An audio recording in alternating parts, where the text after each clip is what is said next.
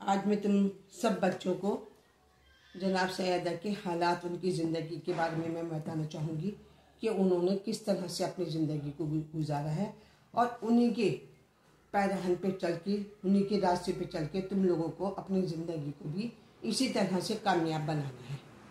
अच्छा। तो आज मैं जनाब सैयदा की हालात ज़िंदगी के बारे में तुम लोगों को थोड़ी सी बात बताना चाहूँगी। बताइए।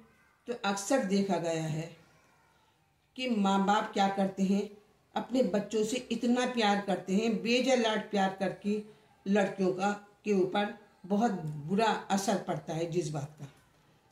तो माँ बाप उनसे पड़ते मोहब्बत में ना घरेलू कामकाज की आदत डालते हैं, ना उनको मौका देते हैं कि वो घर का काम करें। तो बस उनसे प्यार ही प्यार में उनकी ज़िंदगी बच्चों की ख़राब हो जाती है इस तरह से। न किसी गलत रविश पर टोकने की जहमत करते हैं कि जगह जगह बच्चे गलती करते रहें तो उनको मौके मौके से टोकते रहें। बचपन की ये बुराइयां क्या होती हैं, आगे चलकर जड़ पकड़ लेती हैं और फिर उनकी इस्लाह ज़िंदगी जो होती है वो कैसी होती है, वो नामुमकिन हो जाती है गुजारनी उनको। तो लड़कियों को आगे चल के ये बहुत बड़ी परेशानी हो जाती है। नतीजे में सिवाय आइंदा उनकी अज़वाजी ज़िंदगी नहायत नाकाम गुजरती है। तो इसलिए माँ बाप को चाहिए कि लड़कियों को हर गर्म और सर्द के बर्दाश्त की शुरू से आदत डालें, क्योंकि बचपन जो होता है वो एक सादा बर्फ होता है। जैसे उस पर नकुश इस पर खींच दिए जाते हैं वैसे ही वो आगे चलकर वो पुख्ता हो जाते हैं वो नकश। इसलिए इस तरह लड़कियों की तरबियत में बाप से ज़्यादा माँ की जिम्मेदारी होती है, क्योंकि खान की मामलात में, घर के मामलात में, घर के कामकाज में जितनी माँ से तालीम मिल सकती है इतने बाप से नहीं मिल सकती। तो जनाब सैयदा कौनैन की मादर गिरामी जनाब खदीजा जो थी, वो जब घर का कामकाज करती थी तो छोटी सी बच्ची जनाब सैयदा बहुत छोटी सी थी, उनको अपने पास बिठा लेती और एक एक बात को क्या कर उनको समझाती जाती थी। घर गृहस्थी के कायदे कि घर गृहस्थी कैसे चलानी चाहिए, दोस्तों और अजीज़ों से ताल्लुकात कैसे रखनी चाहिए, हमसायों के हकूक़ कैसे होने चाहिए एक लड़की के अंदर, और मेहमानों के साथ हुस्न सलूकी किस तरह से की जाए। ये सब बातें जो थीं जनाब सैयदा को मौके मौके से बताती रहती थी। इस किस्म की तालीम तो माँ से हासिल होती और इखलाकी और रूहानी तालीम के वास्ते जनाब सैयदा के लिए रसूल खुदा जैसे बाप थे। आप बड़े शौक़ से अपनी प्यारी बेटी को सलाह तक़वा की तालीम देते थे और हुस्नात आखिरत की तरफ तवज्जो दिलाते रहते थे।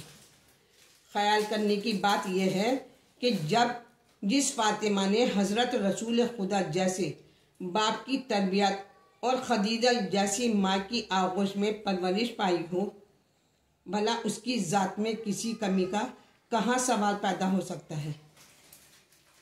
तो हमारे लिए ये बहुत बड़ी शर्म की बात है, सब बच्चों के लिए, सब लड़कियों के लिए ये बहुत बड़ी शर्म की बात है कि हम अपना आपे को तो ये कहें कि हम जनाब सैयदा के मानने वाले हैं, उनसे मोहब्बत करने वाले हैं, उनसे चाहने वाले हैं उनको, और दुनियावी रस्म व रिवाज के मुकाबले में हम उनकी तालीम को भुला बैठे।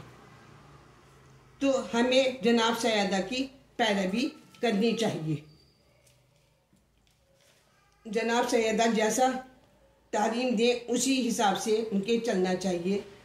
जनाब खदीजा, जनाब उम्मे सलमा और ज़ौजाए रसूल का कहना है कि एक बार रसूल खुदा ने मदीने की हिजरत फरमाई तो सैयदा को मेरे सुपर्द फरमाया उनकी निगहदाश्त में कि मैं मसरूफ़ रहूं, लेकिन मैं खुदा की कसम खाकर कहती हूँ कि बजाय सिखाने के लिए मैं खुद सैयदा से आदाब सीखती थी। उनको किसी बात के सिखाने की ज़रा भी ज़रूरत ना पड़ी मुझे। हम में अक्सर को ये शिकायत रहती है कि घरेलू उलझनों और मसरूफियतों के बाद इबादत इलाही का मौका नहीं मिल पाता, और अगर इबादत के लिए वक्त दिया भी जाए तो घर के फ़राइज़ पूरे नहीं हो पाते। घर के काम इतने होते हैं कि हम किस तरह से नमाज पढ़ें, किस तरह से रोज़े रखें। सारे दिन घर के काम में हम लोग मसरूफ़ रहते हैं, इसलिए हम जनाब सैयदा के नक्शे कदम पे इतना नहीं चल सकते।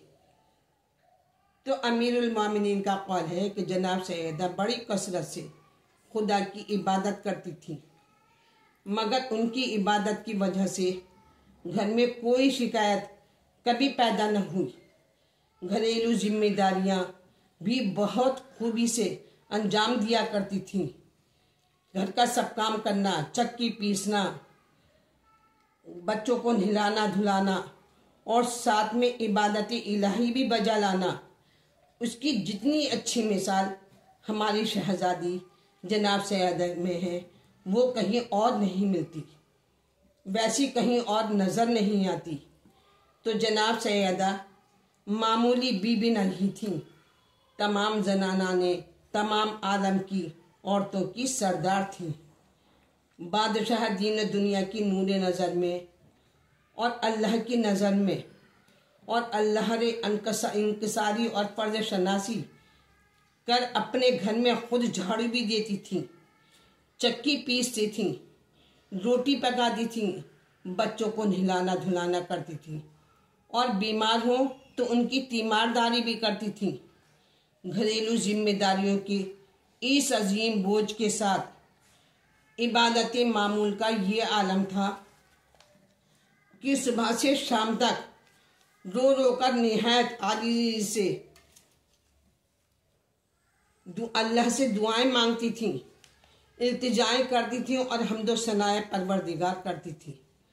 मगर इन दुआओं में कोई भी एक भी अपने लिए कभी दुआ न करती थी, बल्कि मोमिनों और मोमिनात के लिए ही दुआएं करती थी।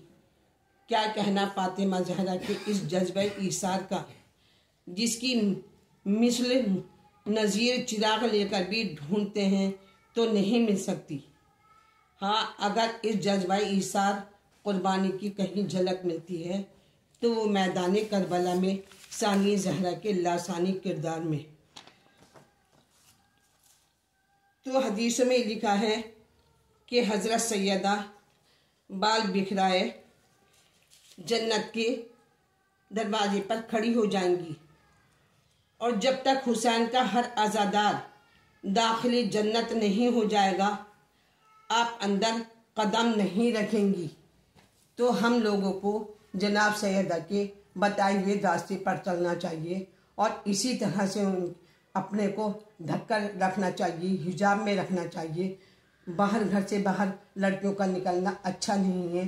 सिर्फ अपने घर की जिम्मेदारी देखें, जिससे आगे चल के लड़कियों को ससुराल जाके किसी तरह की कोई परेशानी का सामना ना करना पड़े। खुदा हाफिज़।